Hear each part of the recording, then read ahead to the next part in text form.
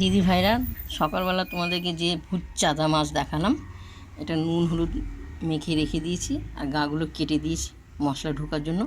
এখন আমি এটা সর্ষে বাটা করব, কাঁচা, কেমন কাঁচা করব। কড়াতে ঢেলে নিলাম, এক এক করে কি কি মশলা দেবো তোমাদেরকে দেখাচ্ছে।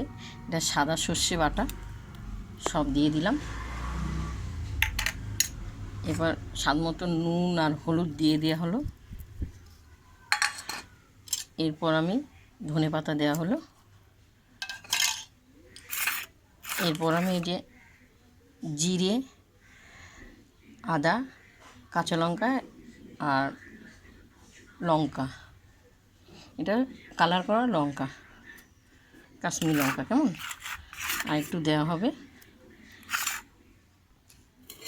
এরপর আমি সাদা তেল বেশি করে দিয়ে দেবো, কেমন, বেশি করে দিয়ে দেবো।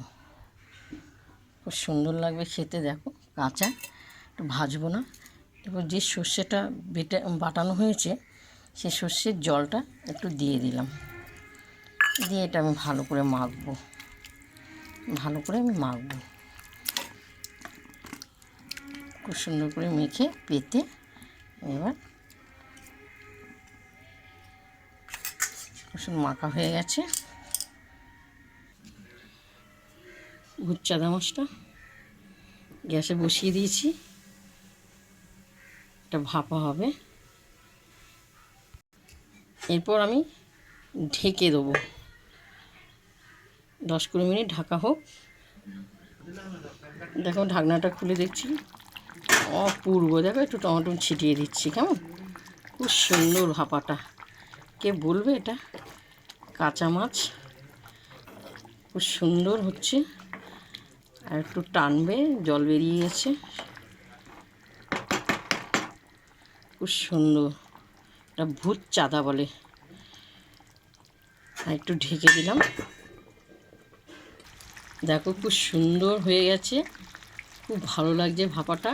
আর দেখো মাছটা, দেখো দেখো কাঁচা নেই, দেখো মশলা টশলা ঢুকেছে, খুব সুন্দর ভেতরটা সিদ্ধ হয়ে গেছে। তোমরা ভাববে যে কাঁচা, না, মাছ পুরো সিদ্ধ হয়ে গেছে মশলাটা ঢুকে। আমার রান্নাটা পুরো কমপ্লিট, খুব সুন্দর হয়েছে কালারটা।